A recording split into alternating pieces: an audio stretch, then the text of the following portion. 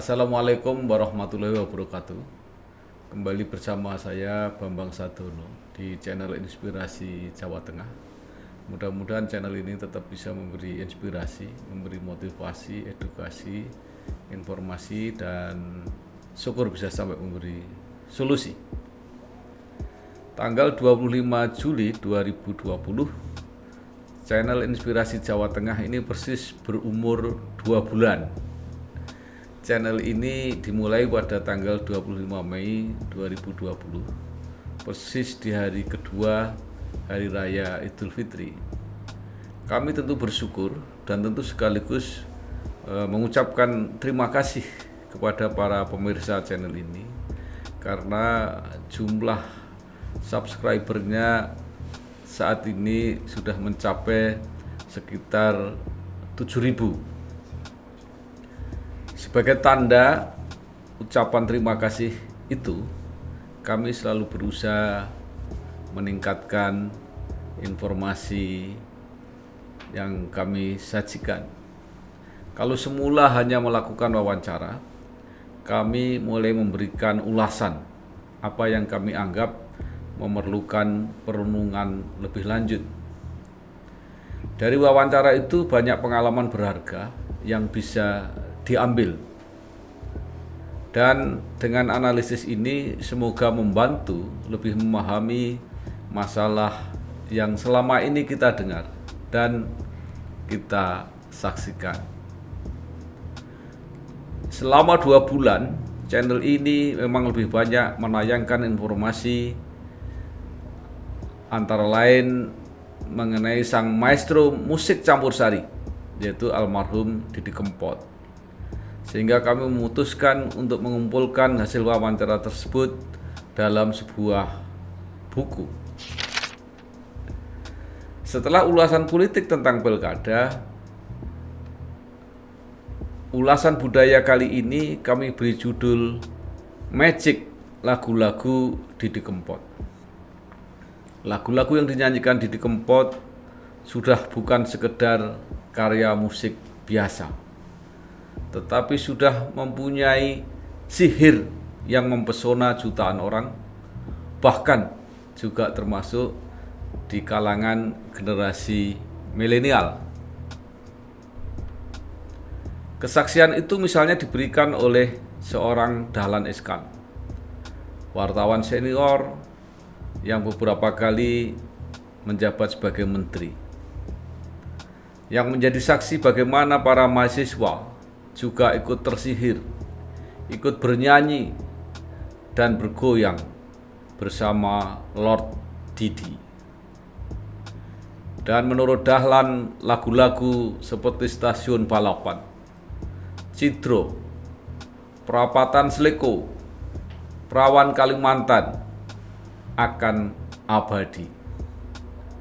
Setidaknya bahkan Dahlan Iskan menggunakan lagu Pamer Bojo untuk mengiringi senamnya setiap hari. Begitu kuatnya lagu-lagu yang diciptakan oleh almarhum, pakar musik dan budayawan Jaya Suprana sampai berpendapat, di bidang kesenian terutama sastra, syair-syair Didi Kempot setara dengan karya-karya William Shakespeare di Inggris. Secara sosial sebenarnya syair-syair lagu Didi Kempot juga bermakna simbolis sebagai kritik terhadap lingkungannya, termasuk kritik pada para penguasa. Saking jatuh cintanya Jaya Suprana pada karya-karya Didi Kempot sampai menulis 5 kolom yang menggunakan judul-judul lagu seperti Sewu Kutho, Pamer Bojo, Cidro, Ora Bisa Mulih, dan sebagainya. Beliau itu seorang yang fenomenal. Beliau bukan hanya seorang pemusik, bukan hanya seorang penyanyi, beliau bukan juga penyair, karena syair-syair bahasa Jawanya itu luar biasa, Pak. Itu luar biasa sekali. Pokoknya kalau saya menyetarakan beliau itu dengan Shakespeare. Ya, ya betul Pak. Ya Nggih, nggih, saya nggih, nggih, nggih. sama sekali tidak bermaksud berlebihan, tetapi Shakespeare itu kan mengungkapkan gejolak perasaan beliau dalam bahasa Inggris. Nah, beliau ini, Mas Didi Kempot ini mengungkapkan gejolak perasaannya dalam bahasa Jawa dan bahasa Jawa yang populer. Jadi kan ada stratanya, kan? Tapi beliau ini menggunakan bahasa Jawa yang sehari-hari seperti saya dengan teman-teman begitulah. Nggih, nggih. Nah, saya merasakan sesuatu yang paling penting dalam berkesenian, ketulusan, Pak. Saya menemukan ketulusan pada diri Mas Didi Kempot ini, ya dari namanya saja itu kan sudah luar biasa Pak. Kan biasanya nama kan wah yang Didi ganteng atau Ya. Didi keren, tapi Didi Kempot ya, itu kan sudah sangat menarik sekali ya. Beliau sangat rendah hati. Saya yakin walaupun pernah ketemu dan ya gitulah Pak, kalau saya diajak ngomong Didi Kempot, saya itu agak Pak, jadi agak lebay begitu ya, Ya. namanya Ya. saya sangat emosional.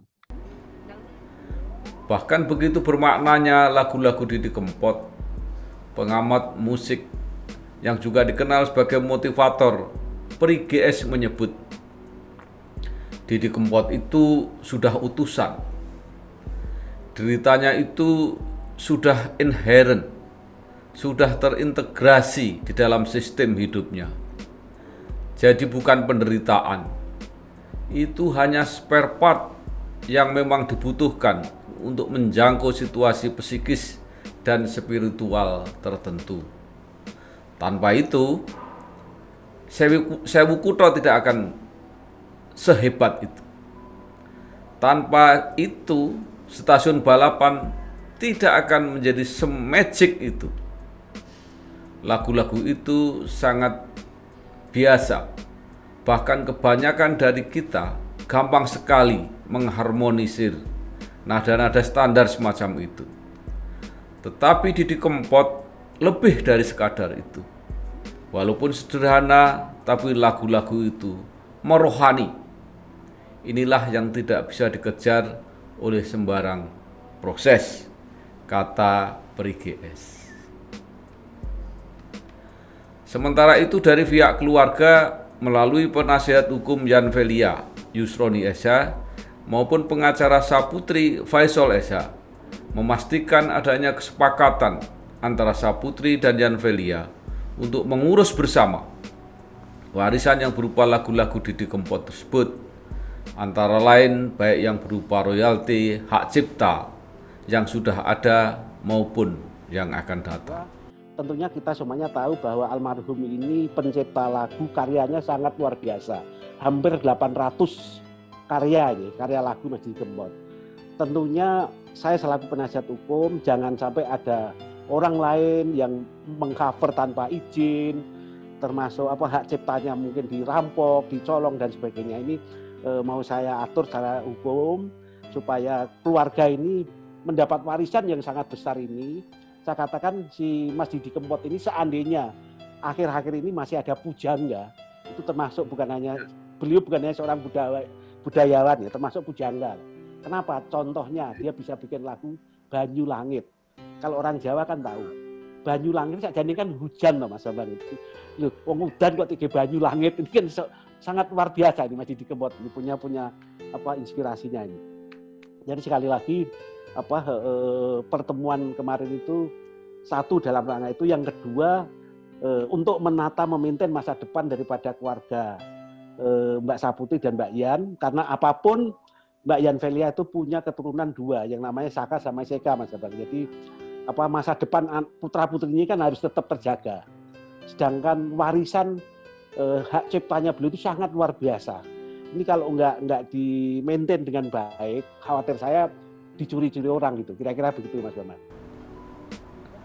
Dari berbagai sudut pandang tersebut, lagu-lagu Didi Kempot memang mempunyai banyak perspektif. baik sebagai warisan kebudayaan yang sangat tinggi nilainya, maupun warisan ekonomis yang juga akan sangat bermanfaat bagi keluarga. Namun pertanyaan besarnya adalah, apakah sudah ada dokumentasi yang lengkap mengenai lagu-lagu yang diciptakan oleh sang maestro tersebut? Dari sini Inspirasi Jawa Tengah mempunyai beberapa catatan. Pertama, lagu-lagu yang manakah yang benar-benar karya almarhum Didi Kempot? Catatan yang agak lengkap dibuat oleh tribunnews.com pada tanggal 5 Mei 2020 saat Lord of Broken Heart tersebut meninggal. Dari data tersebut tercatat 159 lagu yang pernah dinyanyikan oleh Didi Kempot, termasuk diantaranya lagu-lagu yang populer seperti Pamer Buju, Cidro, Banyu Langit, Sewu Kutho, Stasiun Balapan, dan sebagainya. Kesimpulan sementaranya, masih banyak lagu-lagu lain yang belum terinventarisasi.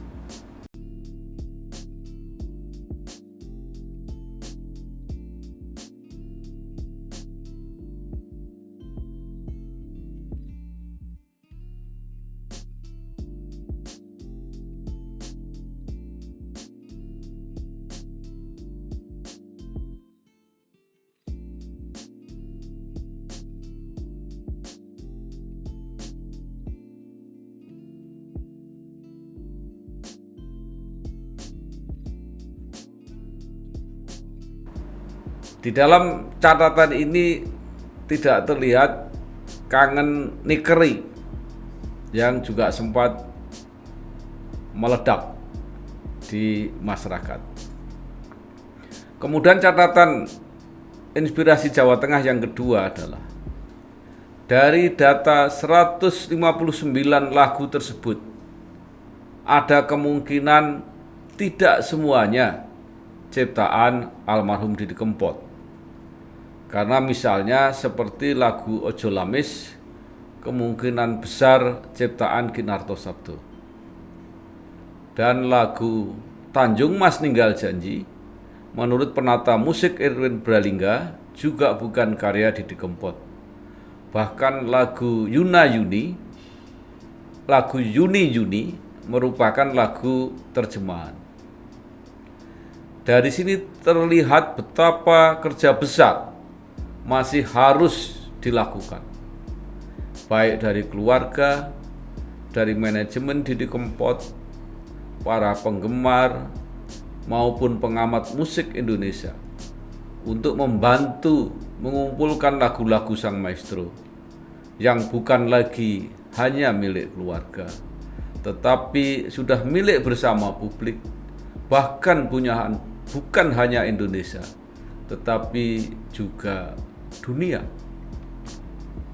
Catatan ketiga, belajar dari pengalaman seniman besar Kinarto Sabdo yang karya-karya lagunya tidak terdokumentasi dengan baik. Semua pihak yang berkepentingan harus berpikir sejak sekarang untuk tidak mengulangi pengalaman yang tragis tersebut. Karya-karya besar tidak terawat dengan baik. Bangsa yang besar adalah bangsa yang menghormati jasa-jasa pahlawannya, termasuk pahlawan di bidang musik. Didi Kempot bisa dikategorikan sebagai pahlawan musik Indonesia. Sudah sepantasnya mendapat kehormatan dengan merawat dan menyebarluaskan karya-karyanya yang inspiratif tersebut. Demikianlah analisis kebudayaan aktual kali ini. Sampai ketemu dengan analisis politik, sosial, ekonomi, dan kebudayaan lainnya. Jangan lupa mohon komentar dan saran mengenai tema yang layak dibahas untuk kesempatan mendatang. Terima kasih. Wassalamualaikum warahmatullahi wabarakatuh.